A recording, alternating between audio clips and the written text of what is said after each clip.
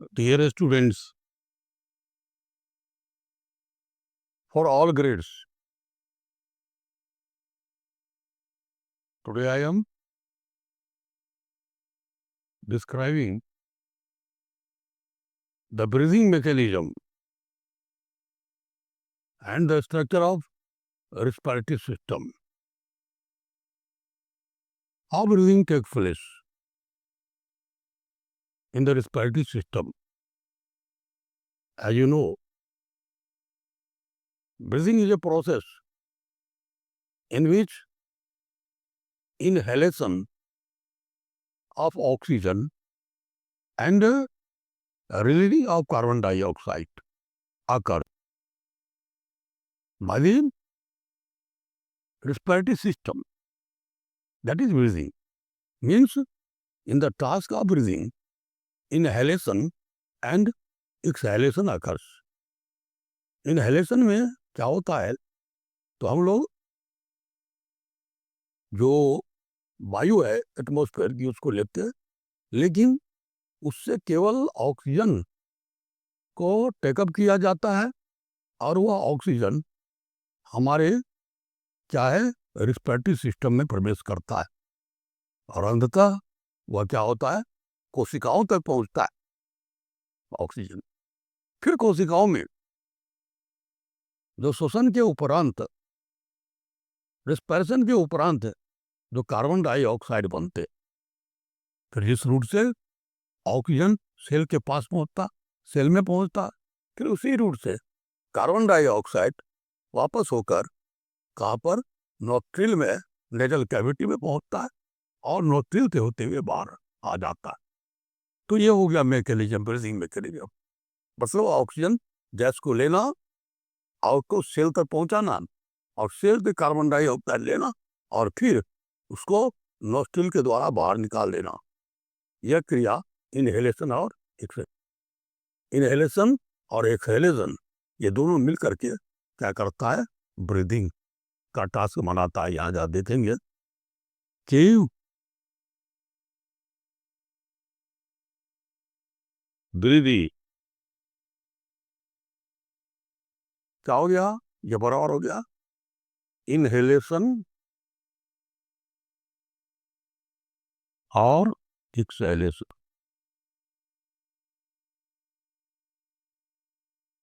Inhalation किसका होता है, O2 का, और एक्सहेलेशन किसका होता है, CO2 का। तो ये दोनों जो है O2 और CO2 ये क्या है, रिस्पिरेटरी गैसेस, रिस्पिरेटरी गैसेस कहलाता है। और इस दोनों को कैरी करने के लिए रिस्पिरेटरी पिगमेंट होते हैं, रेस्पिरेटरी पिगमेंट्स। ये रिस्पिरेटरी पिगमेंट क्या है, तो ये रिस्पिरेटरी पिगमेंट है हीमोग्लोबिन, जो ब्लड का कंपोनेंट है हीमोग्लोबिन, यह रिस्पिरेटरी पिगमेंट। तो देखिए आप क्या प्रोसेस है, तो जब ब्रीदिंग की क्रिया होती है तो सबसे पहले नोस्ट्रिल द्वारा यानी नेजल अपर्चर के द्वारा क्या होता है, एटमॉस्फेयर की वायु नेजल कैविटी में प्रवेश करता है। ये नेजल कैविटी है, हिंदी में इसको नासिका गुहा कहते में प्रवेश करता है। अब यहां पर आने पर वायु का क्या होता है जरा ध्यान देंगे, तो जहां पर वायु में जो धूल के कण डस्ट पार्टिकल वह नेजल कैविटी के अंदर जो हेयर्स है उस हेयर्स के द्वारा वह क्या होता है, रोका जाता है। और जब डस्ट पार्टिकल रुक जाता है तो क्या होता है, म्यूकस का जो मेम्ब्रेन है वो क्या करता है, नेजल कैविटी में म्यूकस का सेक्रेशन करता है। म्यूकस क्या है, एक चिपचिपा पदार्थ, स्टिकी सब्सटेंस। तो उस चिपचिपा पदार्थ से म्यूकस से क्या होता है, ये डस्ट पार्टिकल जो है वह नेजल कैविटी के सतह पर सट जाता है और इस तरह से एयर का क्या होता है, नेजल कैविटी में, नेजल अपर्चर में, नेजल कैविटी में क्या होता है, फिल्टरेशन हो जाता है। तो समझिए पहला काम क्या हो गया, एयर को इनटेक करना, इनहेल करना, और इनलेट जो एयर है उसका नेजल कैविटी में फिल्टरेशन हो गया। अब फिल्टरेशन के बाद एक और क्रिया होती है कि चूंकि नेजल कैविटी हमारी बॉडी के अंतर्गत या ह्यूमन बॉडी के अंतर्गत है, इसलिए क्या होता है, ये जो नेजल कैविटी की जो वायु है वह वार्म हो जाता है, उष्ण हो जाता है। बॉडी टेम्परेचर में वह क्या है, वह उष्ण हो जाता है। और उष्ण होने के बाद उसके साथ जो क्या है, फॉरेन बॉडीज है या माइक्रो ऑर्गेनिज्म, वह निष्क्रिय हो जाता है, डेड कर जाता है यहाँ पर। और इस तरह से वार्म एंड फिल्टर्ड एयर वहां से चलता है, फेरिंग से होते हुए वह ट्रेकिया में आता। यहाँ देख रहे हैं, ये ट्रेकिया में है ना, ट्रेकिया है ना, इसको कहते हैं श्वास नली। हिंदी में ट्रेकिया को श्वास नली कहते हैं। इस श्वास नली में एयर आता है और फिर श्वास नली से क्या देखते हैं कि दो नलियां निकलती है, एक दोनों को ब्रोंकस कहते हैं। और फिर ये ब्रोंकस आगे ब्रांच होता है और ये ब्रांच होकर के ये क्या बनाता है, ब्रोंकियोल बनाता, ब्रोंकियोल, ब्रोंकियोल बन जाता है, ये ब्रोंकियोल बन जाता है। और अंत में ये जो ब्रोंकियोल है यही टर्मिनेट करके यहाँ हम देख रहे हैं ये क्या बनाता है, ये एल्वियोलाई बनाता है। ये क्या बनाता है, एल्वियोलाई बनाता है। तो ली गई वायु एटमॉस्फेयर से वह नेजल कैविटी में जो उसका काम होना था हो चुका।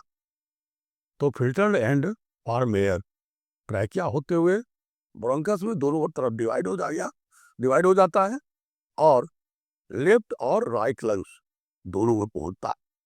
ये हो गया लेफ्ट लंग और ये है राइट लंग।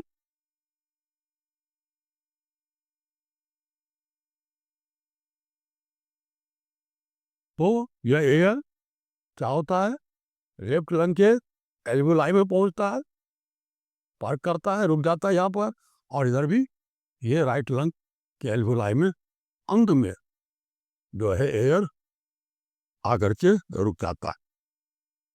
तो यहाँ तक के मतलब एयर की जर्नी को हमने देखा। यह अंतिम पड़ाव है, नासिका छिद्र से, नोस्ट्रिल से एयर लिया गया, वह नेजल कैविटी में आया और फिर नेजल कैविटी से ये ट्रैकिया में आया, श्वास नली में। ट्रैकिया दो भाग में विभाजित हो रहा है जिसको ब्रोंकस कहते हैं, और ये ब्रोंकस अन्य पसली नलियों में विभक्त हो गया जिसको ब्रोंक्यूल कहते हैं। और ब्रोंक्यूल वो टर्मिनेट करके एल्वियोलाई बनाया। एल्वियोलाई क्या करता है, यह सरफेस एरिया को बढ़ाता है, एब्जॉर्प्शन है, ऑक्सीजन एब्जॉर्प्शन के सरफेस एरिया को बढ़ा देता है एल्वियोलाई। और अब देखना है कि एल्वियोलाई का जो एयर है उसका क्या फेट होता है, उसका क्या होता है। तो अब जरा देखिए, हम सभी जानते हैं कि हमारे बॉडी का या ह्यूमन बॉडी का दो पार्ट हो गया। एक है पेट का भाग जिसको एब्डोमिनल कैविटी कहा जाता है, और फिर हो गया ऊपर का भाग जिसको चेस्ट कैविटी या थोरैसिक कैविटी कहते हैं।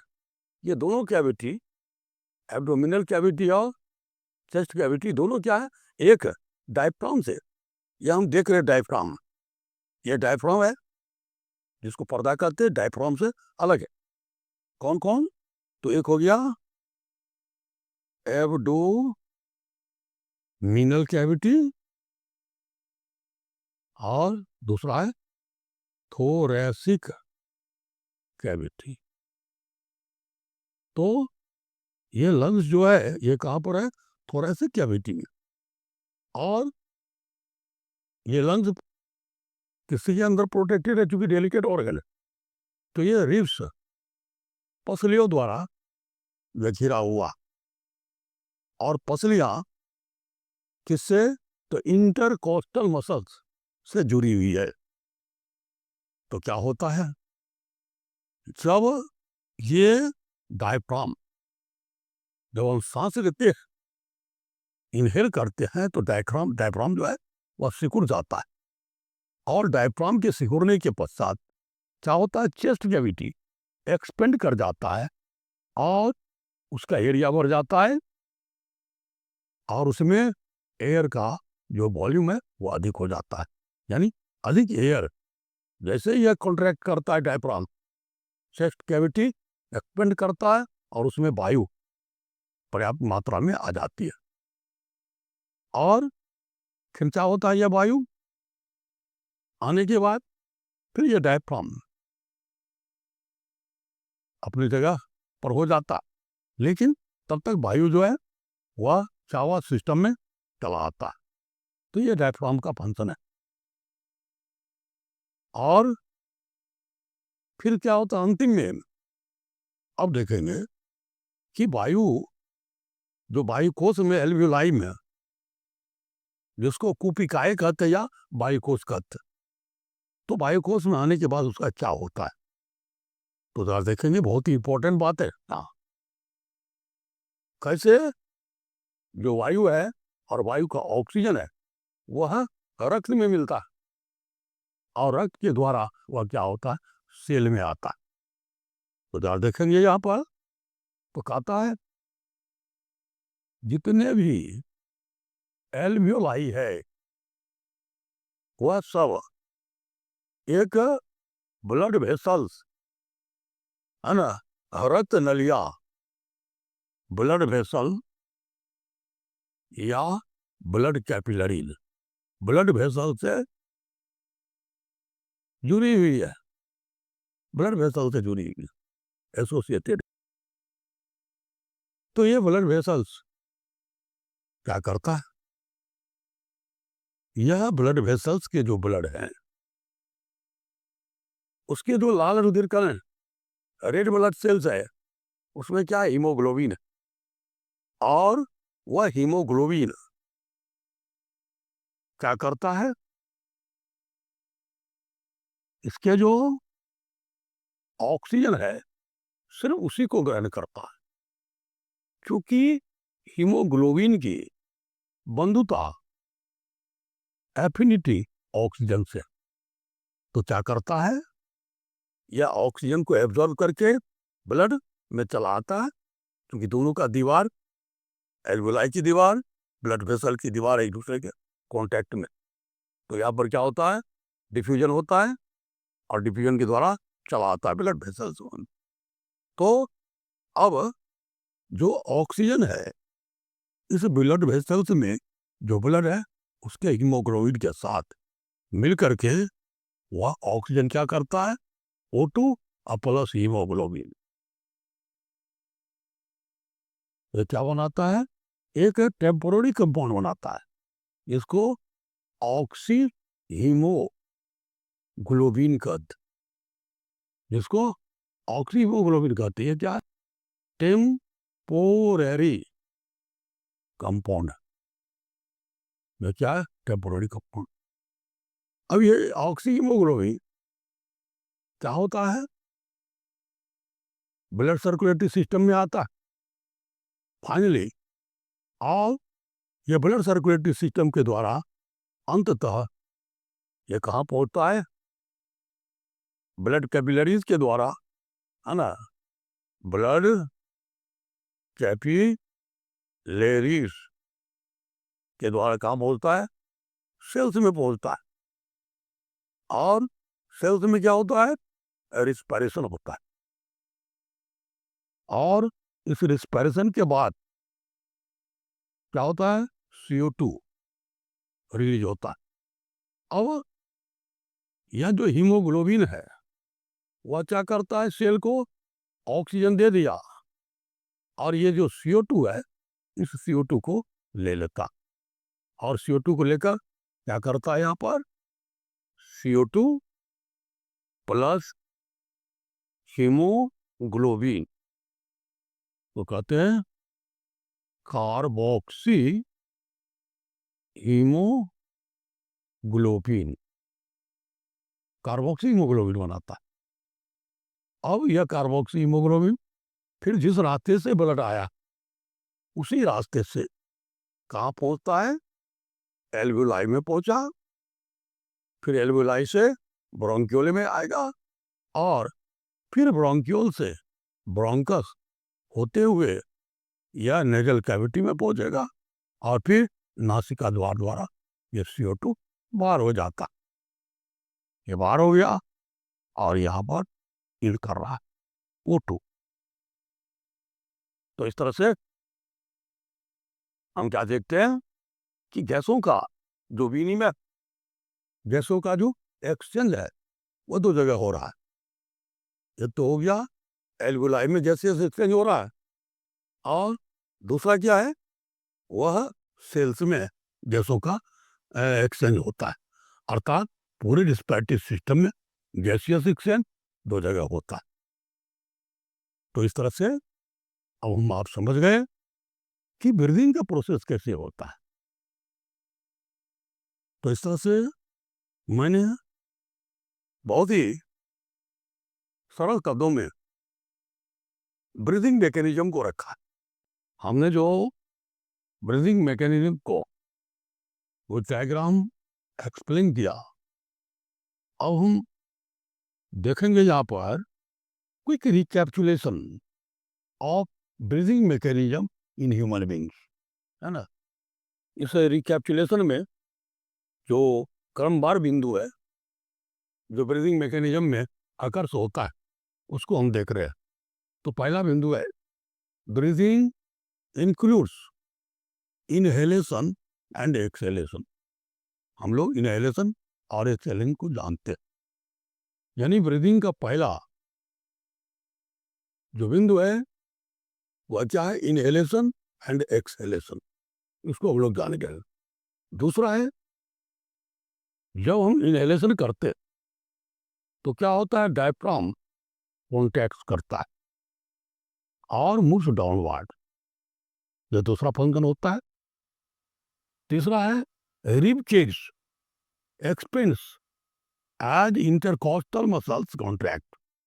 जो ही इंटरकॉस्टल मसल्स कॉन्ट्रैक्ट करता है और ये रिब केज ये डायफ्राम जो होता है वह कॉन्ट्रैक्ट करता है और रिब केज एक्सपेंड करता है, अर्थात चेस्ट कैविटी का जो वॉल्यूम है वो बढ़ जाता है। यहाँ पर चेस्ट कैविटी वॉल्यूम इंक्रीजेज, उसी बात को यहाँ लिखा, chest cavity volume increases and pressure decreases in chest cavity. क्या होता है, जब चेस्ट कैविटी का या थोरेसिक कैविटी का वॉल्यूम इंक्रीज करता है तो ऑलरेडी है स्वाभाविक है कि प्रेशर का डिक्रीज कर जाता है। Air enters lung due to lower pressure inside, और जब प्रेशर लोअर होता है वॉल्यूम इंक्रीज करता है तो एटमॉस्फेयर की जो एयर है वह क्या होता है ना, नेजल कैविटी में नेजल अपर्चर के द्वारा प्रवेश कर जाता है।